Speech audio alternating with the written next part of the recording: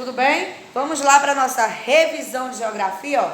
A tia vai seguir o nosso roteiro, acompanhem aí. Conceito do estudo demográfico, distribuição etária brasileira, distribuição da população por sexo segundo os grupos de idade. Iniciaremos na página 25 e iremos até a página 29. Lembrando que quem não finalizou essas atividades que estão relacionadas com a nossa revisão, coloquem em dias e já fica aproveitando para fazer a revisão do conteúdo, tá bom? Vamos lá? Acompanhem comigo aí na página 25, ó. Conceito do estudo demográfico. Vamos lá. População. Quem sabe o que é população? Quem lembra o que é população? Hein?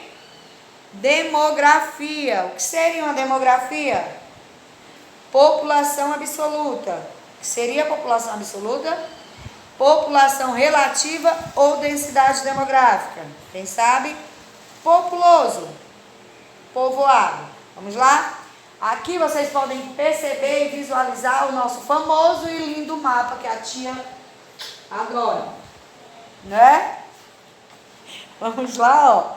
A distribuição espacial da população no território brasileiro é desigual. Por que ele é desigual? Porque quando pergunta-se sobre a desigualdade de população, está relacionada a quê? Porque em os estados existem mais habitantes do que nos outros, não é? Por isso que naquela outra vez a tia perguntou o que era populoso e povoado. Por quê? Qual é a diferença? Hein? Nosso Brasil, ele é, ó, né? Ele tem 26 estados e um distrito federal. Não é? Lembram? Então, em alguns estados, eles são mais povoados do que o outro. Não é? Então vamos lá. Por isso que ele usou esse termo. A população do território é desigual, porque há mais pessoas em um determinado estado. Olha aí. A concentração de habitantes nas áreas com pouca concentração. Está falando dos habitantes. Que existe mais habitantes em um estado do que no outro. Nas áreas de alta concentração, podemos dizer que a população relativa ou a densidade demográfica é maior. Pronto, ó. São Paulo está localizado onde? Vamos localizá-lo aqui. São Paulo. Aqui, ó. Bem aqui São Paulo. São Paulo, ele é o quê? Um estado que existe muita população. Muita. Entenderam? Olha aí. Observem o mapa ao lado. Tá aqui esse mapa, a população distribuída em 2014.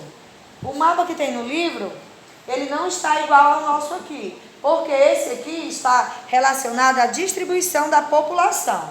Vejam aí. Como se calcula a distribuição da população, tia? Quem sabe, ó? É a população relativa, não é? Que é igual a quem?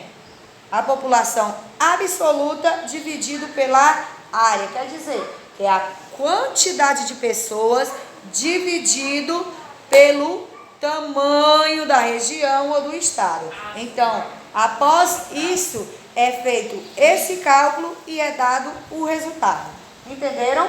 Ó. Isso é feito como? Por quilômetros quadrados. Por que quilômetros quadrados? Porque ele vai calcular. Vai calcular o que, tia? A área. A área está relacionada ao espaço, ao tamanho. Tudo bem? Vamos lá na página seguinte, olha aí. Os dados demográficos, eles são organizados no Brasil por quem? Quem sabe o nome desse órgão? Ai, quem lembra? O nome desse órgão? Desculpa, olha aí, caiu em mim. Quem lembra o nome desse órgão? IBGE, o Instituto Brasileiro de Geografia e Estatística, não é? Então, esse órgão, ele é responsável por quem? Para coletar os dados da população de todo o território nacional. Lembra como a tia falou da última vez? Essas pessoas são chamadas de quem? Esses trabalhadores, funcionários do governo? Muito bem, Raquel. Os recenseadores. Como é que os recenseadores trabalham, hein? Eles saem de estado em estado, independente de zona, se é a zona rural ou a zona urbana, não é? Coletando esses dados. Como é esses dados, tia? Eles vão de porta em porta e o responsável pela família vai responder um questionário eletrônico. Como seria esse questionário? Nesse questionário consta quantidade de pessoas que moram na casa, a maneira de viver, a faixa etária, a idade, não é? O modo de trabalhar, a profissão. Então, de acordo com esses dados, é que os recenseadores podem construir o gráfico e aquela famosa pirâmide etária que nós construímos na semana passada na nossa aula. Lembra? Que nós fizemos a pirâmide de acordo com o quê? Com a faixa etária de vocês, não é? E os recenseadores, eles trabalham dessa forma. E qual a função dele? Eles são muito importantes, não é? Porque através dos recenseadores que nós, né, ficamos informados sobre a quantidade de pessoas de um determinado local, de um determinado estado, não é? Olha aí. Para entender e consolidar os dados populacional coletados, são elaborados mapas. Tia, dessa maneira, o mapa parecido. Por que esses mapas?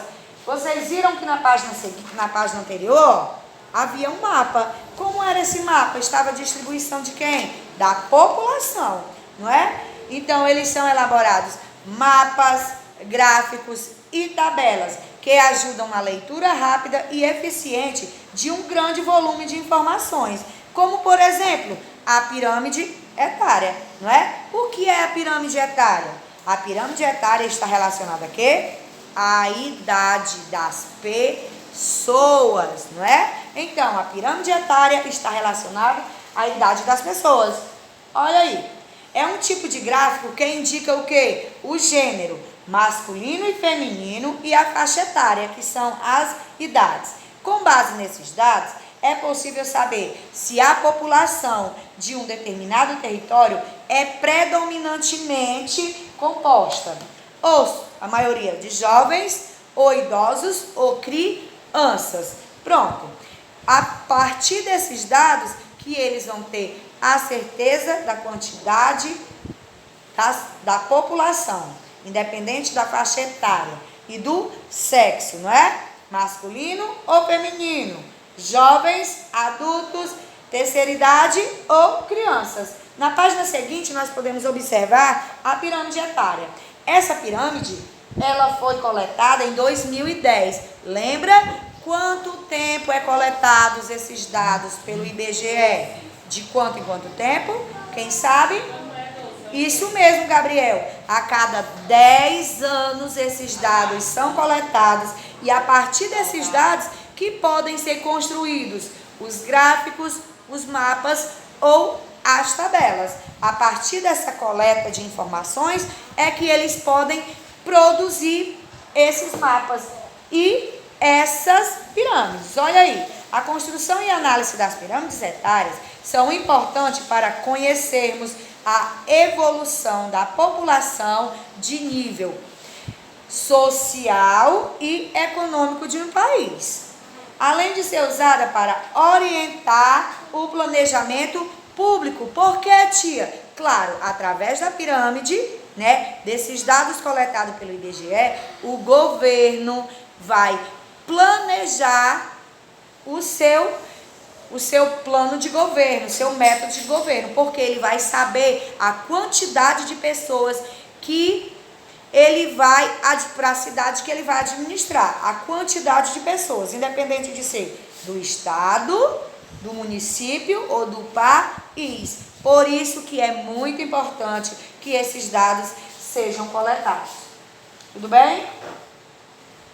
Pronto? Agora a tia vai pedir novamente. Quem não finalizou as atividades relacionadas a essas páginas, né? As páginas, da página 25 à página 29, eu peço que vocês coloquem em dia, tá bom?